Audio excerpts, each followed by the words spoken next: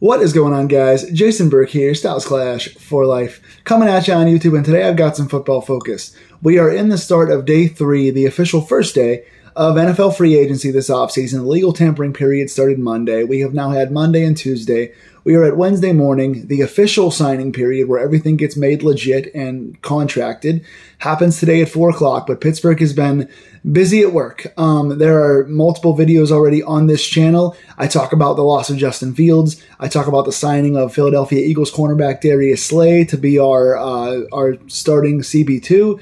I talk about the trade for DK Metcalf to make him the wide receiver 1 and pair with George Pickens and the extension that he got. So if you guys want to see my talks about all the guys we have signed and lost up to this point through the first day of free agency, those videos are on this channel. I've got a Slay video up, a Fields video up, a DK Metcalf video up. Go check those out.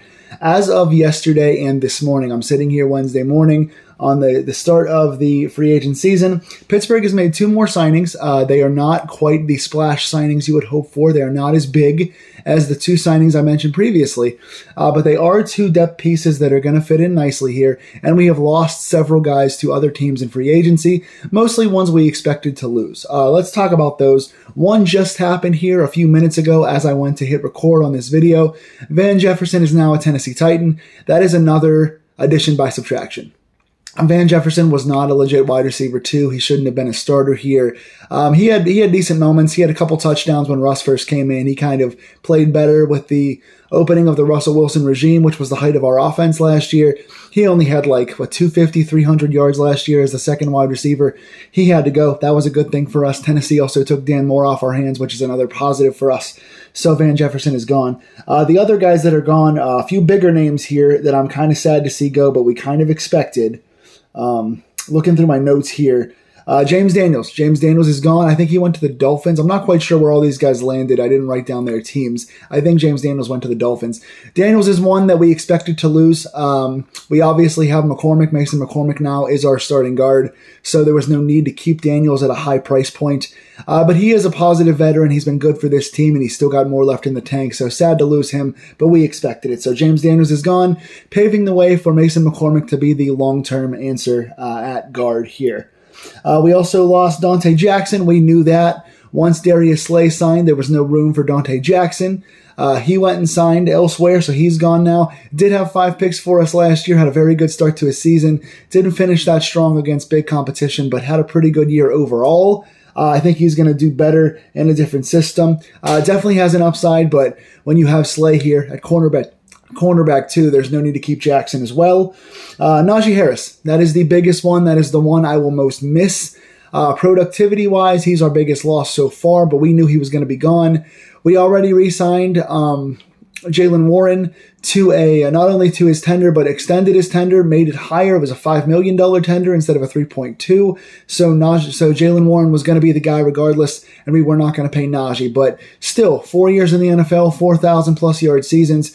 You got to feel good about Najee Harris. He's going to the Chargers. I really want to see how they do next year. They were a playoff team this year already. I like that young core they have going on there, and I want to see Najee do well. Thank you, Najee, for all your services here. I'll be cheering for you. And finally, another loss that I think kind of impacts us, Landon Roberts. We'll talk about the guys we brought in to replace those last 2 guys, but Landon Roberts is now gone. He was our physical downhill thumper. He's not a coverage guy like our 2 starters, but he was our good number 3 piece. He was the 2/3 to play against the running teams and be the downhill thumper, be the goal line stuffer, be the 3rd and 4th down stuffer, the kind of physical hitting guy, the big body plummeting into the line guy. So we lost him. Like I said, we have our 2 starting guys in Queen and Peyton Wilson. We have Cole Holcomb back, what seems to be healthy. He took a restructuring and a smaller contract to come back. He's very good when healthy. We'll see if he's healthy. We signed somebody else, so we'll talk about that room, but Roberts is gone. Now for the 2 guys we have signed. Number 1, and again, these names are not going to jump off the page at you as being franchise changers, but they are good pieces of depth with experience and winning cultures on their side. One of which is Malik Harrison. He is a 3rd-round draft pick from the Baltimore Ravens, I want to say about 5 years ago. 3rd-round pick out of Ohio State University. Big pedigree here for this guy. He got signed to a 2-year, $10 million deal, $5 million a year. He does have NFL experience. He's got 34 starts in 76 games for the Ravens, played his entire career with the Ravens, and he very much does what a Landon Roberts does. Let's go over his stats and I'll talk about him. Again, 34 starts in 76 NFL games over the course of 5 seasons with one team. In those 5 seasons, he's got 174 tackles, 7 tackles for a loss, and 2 sacks. So Malik Harrison has positional versatility. He has played both outside linebacker and inside linebacker for the Ravens. He can kind of fill in as a backup here in both of those things. He's not a bad pass rusher. That's not his biggest strength. He's not a big sack guy. Again, just 2 sacks in 5 years. But he can get sacks and pressures occasionally. I think he has 6 quarterback pressures. But that's not his strength. His strength is the downhill thumping. He does what a Landon Roberts does. He's not quite as big, but he is young and super athletic, and he's a hitter. He's got pretty good sideline speed, and he's a hitter. He clogs the hole.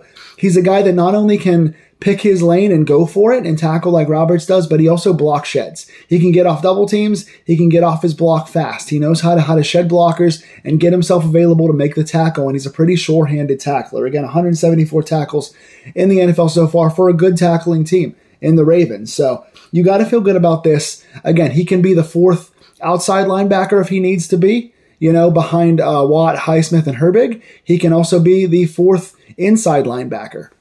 Behind the 3 guys that we have. If Holcomb's not available, he can be the fill in as the 3rd guy occasionally. I like this signing. Again, he's not a pass coverage guy. He's not a guy you want to have consistently rushing the quarterback, and he's definitely not a guy you want to have covering. He's not a good cover linebacker, but neither was a Landon Roberts. And Malik Harrison, aside from just being a good block shedder and tackler and being a hard hitter, he plays special teams. He can play special teams and get down there as you want your backup inside linebackers to do. So he fills multiple spots here. Inside linebacker, outside linebacker, special teams. He can do all those things pretty well, and he's a good experienced body to have back there for Landon Roberts. We also last night signed Kenneth Gainwell, Philadelphia Eagles world champion Kenneth Gainwell. He has played for them for all 4 years of his career, came out the same year as Najee Harris. Kenneth Gainwell is a good system guy. He is a good guy you want to have in the running back room.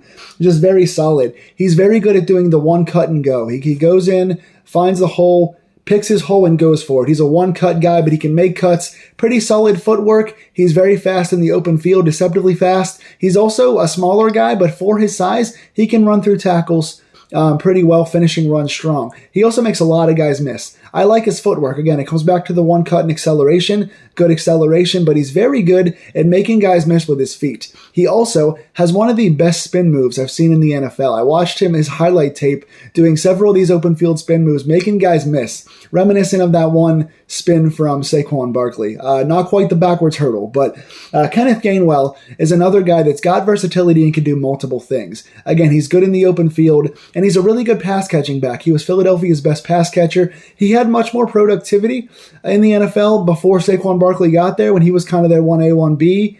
Before Barkley got there, once Barkley was there, Gainwell wasn't playing as much, but he's a very good third down running back, and he's the best pass catcher on that team, or was. And now I think is one of the better pass-catching running backs in the NFL. He can run wheel routes. He can run screens. Pretty good guy. Let's go over his stats real quick. Played 4 years in the NFL so far, all with the Philadelphia Eagles. Played in 66 games. In that time, he's got 280 carries for 1,185 yards. That is 4.2 yards per carry. Higher than Najee. Harris's 3.9. That is higher than Najee. 280 carries, 1,185 yards, 4.2 yards per carry, and 12 rushing touchdowns. He also adds 102 catches in the NFL for 721 yards and a receiving touchdown. He also is a return guy. So the guy's going to give you a lot of things. He gives you good footwork. He gives you missed tackles. He gives you solid runs. He gives you decent burst and decent cuts. He gives you pass catching, and he can be a return guy. You don't want Jaylen Warren back there returning, and depending how much you're going to use Calvin Austin next year, you might not want him returning. So you've got a guy that can do returns here. So again, we're adding people that can do multiple things. Harrison, special teams, inside, outside linebacker. You're adding Gainwell, who can run, who can catch, who can make guys miss tackles, and who can do returns. So I like these pieces. Again, Harrison reads as a fourth outside linebacker or fourth inside linebacker. Kenneth Gainwell reads as probably a third running back. He plays for a good second running back right now, Spelling Warren. I think we're still going to draft a running back in the draft this year, which makes Gainwell the third guy. But he's a good committee running back. He's got a winning culture. He's got NFL experience. He can do multiple things. So these signings aren't going to jump off the page for you. And I don't know what the value of Gainwell's contract is. I didn't see his contract terms.